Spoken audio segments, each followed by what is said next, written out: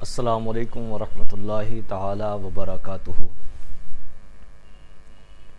الحمد لولیہ والصلاۃ علی نبیہ وعلی آلہ واصحابہ المتأدبین بآدابہ، اما بعد فاعوذ باللہ من الشیطان الرجیم، بسم اللہ الرحمن الرحیم۔ ثانی اثنین اذ ہما فی الغار اذ یقول لصاحبہ لا تحزن ان اللہ معنا، صدق اللہ العظیم وبلغنا رسولہ النبی الامین المبین المتین الکریم، ونحن علی ذلک لمن الشاہدین والشاکرین والحمد للہ رب العالمین۔ آئیے حضرات، کچھ عرض و معروض سے قبل گنبد خضرا میں آرام فرمانے والے آقا مولا ماوا ملجا محمد مصطفیٰ صلی اللہ تعالی علیہ وسلم کی بارگاہ پر انوار میں بصد خلوص احترام ہدیہ درود نشاور کریں اور پڑھیں بآواز بلند، اللہ رب محمد صلی اللہ علیہ وسلم نحن عباد محمد صلی اللہ علیہ وسلم صلوا علی الحبیب صلی اللہ تعالی علیہ وآلہ وسلم۔ برادران ملت اسلامیہ، آج ماہ جمادی الاخر کی 22 تاریخ ہے، اور یہ وہ تاریخ ہے کہ جس تاریخ کو خلیفہ اول حضرت سیدنا صدیق اکبر رضی اللہ تعالی عنہ کا وصال پرملال ہوا۔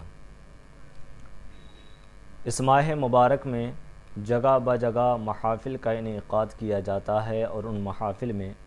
سرکار سیدنا صدیق اکبر رضی اللہ تعالی عنہ کا ذکر خیر کیا جاتا ہے۔ چونکہ سرکار سیدنا صدیق اکبر رضی اللہ تعالی عنہ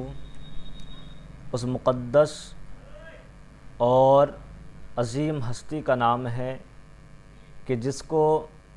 سرکار دو عالم صلی اللہ تعالی علیہ وآلہ وسلم سے حد درجہ محبت تھی، اور سرکار دو عالم صلی اللہ تعالی علیہ وسلم کی آپ کو بے پناہ قربت نصیب تھی۔ کہا جاتا ہے کہ سرکار دو عالم صلی اللہ تعالی علیہ وآلہ وسلم کا سایہ نہیں تھا، لیکن حضرت سیدنا صدیق اکبر رضی اللہ تعالی عنہ سرکار دو عالم صلی اللہ تعالی علیہ وآلہ وسلم کے سائے کی طرح تھے۔ ایک مقام پر اللہ کے نبی صلی اللہ تعالی علیہ وآلہ وسلم نے عرض کیا کہ میں نے روئے زمین پر جن جن لوگوں نے میرے اوپر احسانات کیے، یعنی کہ دین اسلام کے لیے جو انہوں نے قربانیاں دیں، اپنے اموال کو خرچ کیا، ان سب کا بدلہ میں نے ان کو دنیا ہی میں عطا فرما دیا، لیکن ایک ذات ایسی ہے کہ جس کا بدلہ مجھ سے ادا نہ ہو سکا، اور اس ذات کا بدلہ خود اللہ رب العزت قیامت کے دن عطا فرمائے گا۔ اس ذات کا نام ہے حضرت ابو بکر صدیق رضی اللہ تعالی عنہ۔ آپ اندازہ لگا سکتے ہیں سرکار سیدنا صدیق اکبر رضی اللہ تعالی عنہ کی مقدس اور مبارک ذات کا کہ اللہ کے نبی صلی اللہ تعالی علیہ وآلہ وسلم سے آپ کو کس قدر محبت تھی، اور آپ صلی اللہ تعالی علیہ وسلم کو آپ صدیق اکبر رضی اللہ تعالی عنہ سے کتنی محبت تھی۔ ایک مقام پر حضرت عائشہ صدیقہ رضی اللہ تعالی عنہ اپنے کاشانہ مبارک میں تھیں، سرکار دو عالم صلی اللہ تعالی علیہ وسلم آپ کے ساتھ تھے۔ شام کا وقت تھا، آسمان پر ستارے ٹمٹما رہے تھے۔ حضرت عائشہ صدیقہ رضی اللہ تعالی عنہ کو معلوم تھا کہ میرے ابا جان حضرت ابو بکر صدیق رضی اللہ تعالی عنہ کا مقام میرے شوہر نامدار سرکار دو عالم صلی اللہ تعالی علیہ وآلہ وسلم کی نگاہوں میں کتنا ہے، لیکن ایک بیٹی کو یہ خواہش تھی کہ سرکار کی زبان سے اپنے ابا جان کا نام سنیں، اس لیے حضرت عائشہ صدیقہ رضی اللہ تعالی عنہ عرض کرتی ہیں میرے سرکار سے کہ یا رسول اللہ صلی اللہ تعالی علیہ وآلہ وسلم، آسمان پر جتنے ستارے ہیں کیا اتنی نیکیاں بھی کسی کی ہیں؟ حضرات محترم، میرے سرکار نے ارشاد فرمایا مسکراتے ہوئے کہ ہاں عائشہ، آسمان میں جتنے ستارے ہیں اتنی نیکیاں میرے عمر کی ہیں۔ اللہ اکبر۔ حضرت عائشہ صدیقہ رضی اللہ تعالی عنہا نے جب سرکار کی زبان سے اپنے ابا جان کا نام نہ سنا، حضرت عمر فاروق اعظم رضی اللہ تعالیٰ عنہ کا نام سنا، تو حضرت عائشہ صدیقہ رضی اللہ تعالیٰ عنہ کا جو چہرے کا رنگ تھا وہ متغیر ہو گیا، چہرے کے رنگ میں تبدیلی آ گئی، چونکہ حضرت عائشہ صدیقہ رضی اللہ تعالیٰ عنہ کے دل کی خواہش اور منشا یہ تھی کہ سرکار کی زبان سے میرے ابا جان کا نام آئے گا، لیکن نام ابا جان حضرت ابوبکر صدیق کا نہ آ کر کے حضرت عمر فاروق اعظم رضی اللہ تعالیٰ عنہ کا آیا۔ اس لیے حضرت عائشہ صدیقہ رضی اللہ تعالیٰ عنہ کو تھوڑا سا ملول ہوا، یہ نہیں کہ حضرت عائشہ صدیقہ رضی اللہ تعالیٰ عنہ کو حضرت عمر سے محبت نہ تھی، لیکن جو امید تھی، جو یقین تھا کہ سرکار کی زبان سے میرے ابا جان کا نام آئے گا، اس امید کے خلاف، اس توقع کے خلاف جواب ملا، جس کی وجہ سے چہرے کا رنگ متغیر ہو گیا۔ حضرات محترم، چونکہ سرکار تو دلوں کی خبریں رکھا کرتے ہیں، تمام لوگوں کے دلوں سے خوب اچھی طرح واقف ہیں، سرکار نے مسکراتے ہوئے حضرت عائشہ صدیقہ رضی اللہ تعالیٰ عنہ کو مخاطب کیا اور عرض کی کہ اے عائشہ، شاید تم یہ امید لگائے بیٹھی تھی کہ میری زبان سے آپ کے ابا جان کا نام آئے گا کہ آسمان میں جتنے ستارے ہیں اتنی نیکیاں آپ کے ابا جان کی ہیں، لیکن میرا جواب آپ کی توقع کے خلاف نکلا۔ حضرت عائشہ فرماتی ہیں یا رسول اللہ صلی اللہ تعالیٰ علیہ وسلم، یقیناً میں یہی سوچ رہی تھی کہ آپ کی زبان سے میرے ابا جان کا نام آئے گا، لیکن آپ نے میرے ابا جان کا نام نہ لے کر کے حضرت عمر فاروق اعظم رضی اللہ تعالیٰ عنہ کا نام لیا۔ سنیں سرکار کا جواب سنیں اور حضرت ابوبکر صدیق رضی اللہ تعالیٰ عنہ کی شان کا اندازہ لگائیں۔ سرکار نے ارشاد فرمایا، یقیناً آسمان میں جتنے ستارے ہیں اتنی نیکیاں عمر فاروق اعظم رضی اللہ تعالیٰ عنہ کی ہیں، لیکن اے عائشہ یاد رکھو، عمر فاروق اعظم کی عمر بھر کی نیکیاں صدیق اکبر کی ایک نیکی کے برابر ہے۔ سبحان اللہ۔ حضرت عمر فاروق اعظم رضی اللہ تعالیٰ عنہ کی پوری زندگی کی نیکیاں صدیق اکبر رضی اللہ تعالیٰ عنہ کی ایک نیکی کے برابر ہے۔ قربان جائیں صدیق اکبر رضی اللہ تعالیٰ عنہ کی شان پر، ان کی عظمت پر قربان جائیں۔ ایک دن حضرت عمر فاروق اعظم رضی اللہ تعالیٰ عنہ خود صدیق اکبر رضی اللہ تعالیٰ عنہ کا ذکر فرماتے ہوئے رونے لگے، آنکھوں سے اشک جاری ہونے لگے۔ فرماتے کیا ہیں کہ ابو بکر صدیق رضی اللہ تعالیٰ عنہ میری زندگی بھر کی تمام نیکیاں لے لیں، میری زندگی بھر کی تمام نیکیاں لے لیں، لیکن وہ غار باری جو 3 دن کی نیکیاں ہیں وہ نیکیاں مجھے عطا فرما دیں۔ اللہ اکبر۔ وہ کیا لمحے ہوں گے، وہ کیا لمحے ہوں گے کہ جن لمحوں میں حضرت ابوبکر صدیق رضی اللہ تعالیٰ عنہ کو سرکار دو عالم صلی اللہ تعالیٰ علیہ وآلہ وسلم کی مقدس اور مبارک صحبت نصیب ہوئی۔ ان لمحوں کا ذکر فرما رہے ہیں حضرت عمر فاروق اعظم اور عرض کرتے ہیں صدیق اکبر میری زندگی بھر کی تمام نیکیاں لے لیں، لیکن مجھے غار ثور والی نیکیاں عطا فرما دیں۔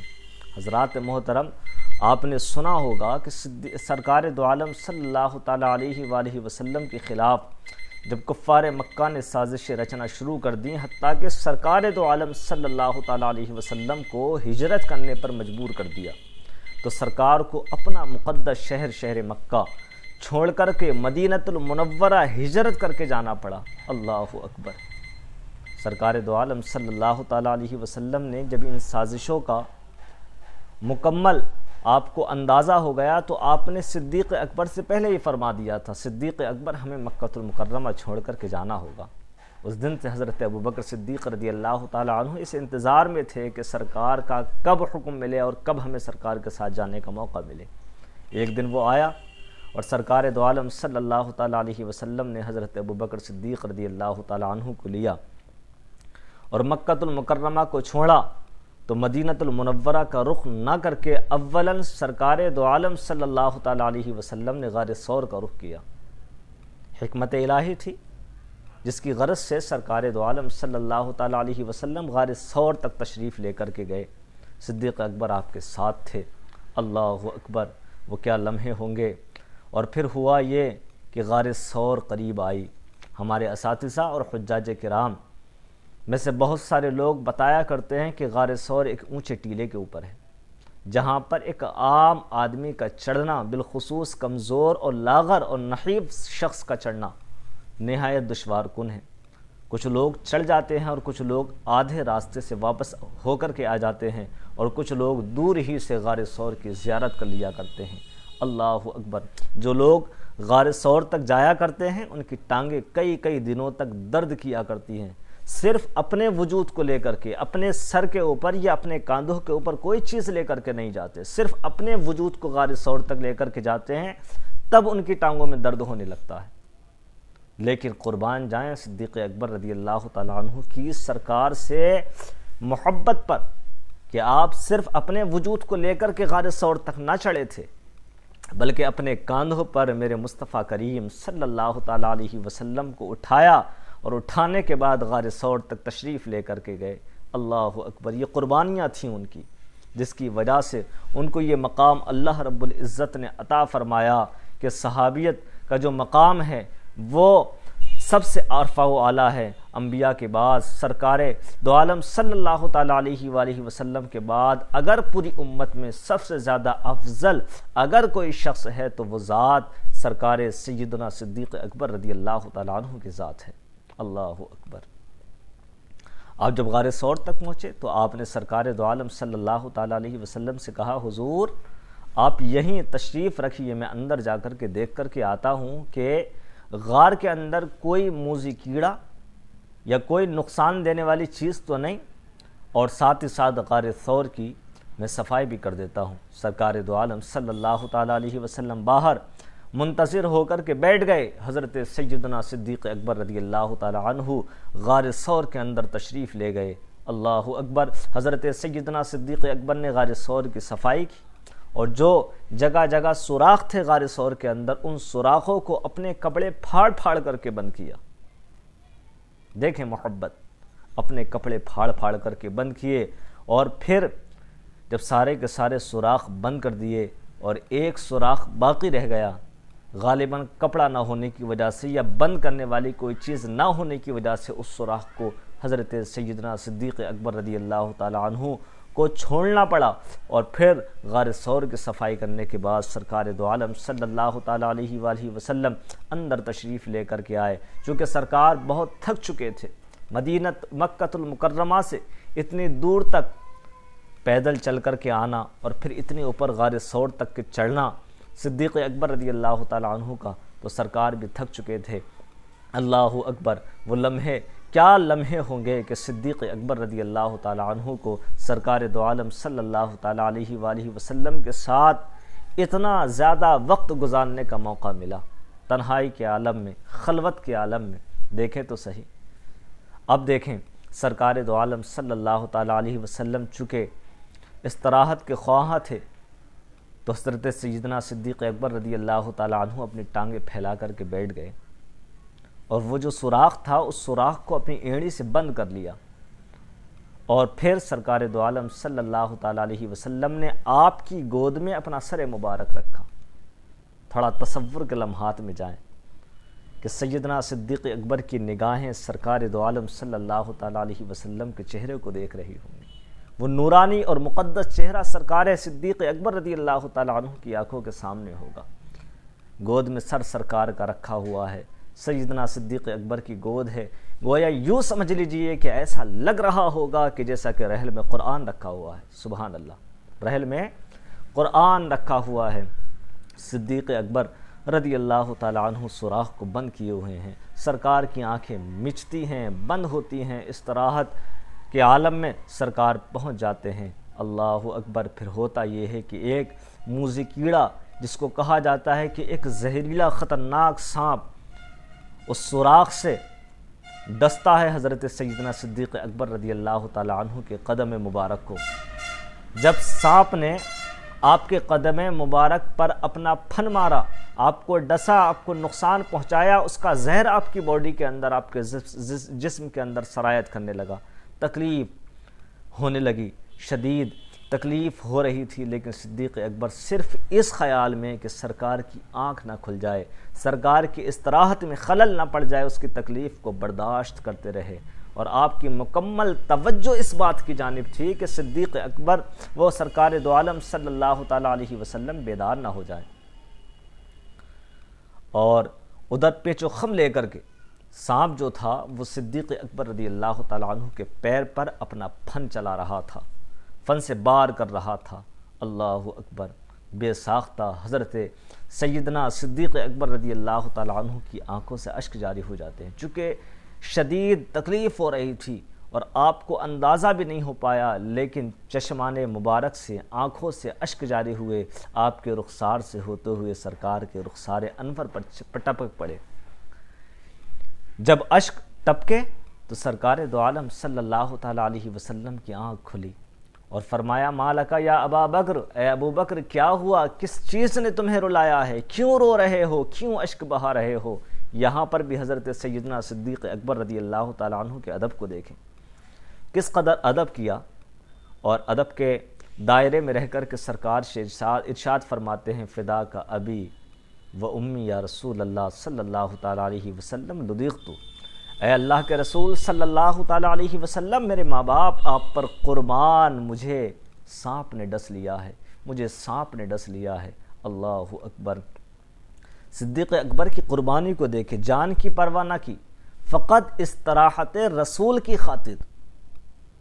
اور حضرات محترم اور سرکار نے پوچھا تب بھی کہا فدا کا ابی و امی یا رسول اللہ، میرے ماں باپ آپ پر قربان، اے اللہ کے رسول صلی اللہ تعالیٰ علیہ وسلم لدغتو، مجھے ڈس لیا ہے، مجھے سانپ نے ڈس لیا ہے۔ سرکار دو عالم صلی اللہ تعالیٰ علیہ وسلم نے پوچھا کہاں ڈسا ہے؟ آپ نے اپنا قدم دکھایا، سرکار نے آپ کے قدم مبارک پر اپنے مقدس لعاب دہن کو لگایا، جو ہی لگایا وہ سارے کا سارا زہر کا جو اثر تھا وہ کافور ہو گیا، وہ دور ہو گیا۔ حضرت سیدنا صدیق اکبر رضی اللہ تعالیٰ عنہ کو فوراً شفا مل گئی۔ سبحان اللہ! یہ کمال تھا، یہ اعجاز تھا سرکار دو عالم صلی اللہ تعالیٰ علیہ وسلم کے لعاب دہن کا۔ یہ قربانیاں صدیق اکبر رضی اللہ تعالیٰ عنہ کی سرکار کی ذات کے لیے رہی ہیں، جس کے بارے میں سرکار نے خود ارشاد فرمایا کہ پوری امت میں اگر میرے اوپر دنیا کے اندر جن جن لوگوں نے احسانات کیے ہیں، میں نے ان تمام لوگوں کے احسانات کا بدلہ دنیا ہی کے اندر دے دیا ہے، لیکن صدیق اکبر کی وہ ذات ہے کہ جس کے احسان کا بدلہ مجھ سے نہ دیا جا سکا، کل اللہ رب العزت قیامت کے دن ان کے بدلے کو خود عطا فرمائے گا۔ حضرات محترم، مجھے اور آپ کو ضرورت اس امر کی ہے کہ سیدنا صدیق اکبر رضی اللہ تعالیٰ عنہ جیسی محبت ہم بھی سرکار صلی اللہ تعالیٰ علیہ وسلم سے کر کے دکھائیں۔ جو قربانیاں ہمارے اسلاف نے دین اسلام کی خاطر دی ہیں، ہمیں بھی چاہیے کہ ان قربانیوں کا تھوڑا سا حصہ ہم بھی ادا کر کے دکھائیں۔ ہماری اور آپ کی ذمہ داری بنتی ہے، جو انہوں نے دین اسلام کی خاطر مصائب اور پریشانیاں اٹھائیں، ہم نے ان میں سے 1% بھی نہیں اٹھائی ہیں، پھر بھی ہم آج یہ زبان سے کہہ دیا کرتے ہیں کہ دین اسلام پہ چلنا بہت مشکل ہے، دین اسلام پر چلنا بہت مشکل ہے، دین اسلام پر چلنا کل والے لوگوں کے لیے مشکل تھا یا ہمارے لیے مشکل ہے۔ تو آپ یہ تاریخ کو اٹھا کر کے دیکھ سکتے ہیں کہ کل والے لوگوں نے کس قدر پریشانیاں اٹھائیں، لیکن اس کے باوجود دین اسلام پر قائم رہ کر کے دکھایا۔ آج ہمارے لیے ساری کی ساری فیسلٹیز موجود ہیں۔ مساجد کے اندر گرمیوں کے دنوں میں ٹھنڈے پانی کا بھی اہتمام اور انتظام کیا جاتا ہے، ٹھنڈ کے دنوں میں گرم پانی کا بھی اہتمام و انتظام کیا جاتا ہے، ایئر کنڈیشن مساجد ہو چکی ہیں، اس کے باوجود ہم 5 وقت کی نماز ادا کرنے کے لیے تیار نہیں۔ سوچے تو صحیح، روز محشر کے جا گداز بود، اولین پرسش نماز بود، کہ کل قیامت کا دن ہوگا، اللہ رب العزت مجھ سے اور آپ سے اگر اپنے حقوق کے تعلق سے سب سے پہلا سوال کرے گا تو وہ سوال نماز کا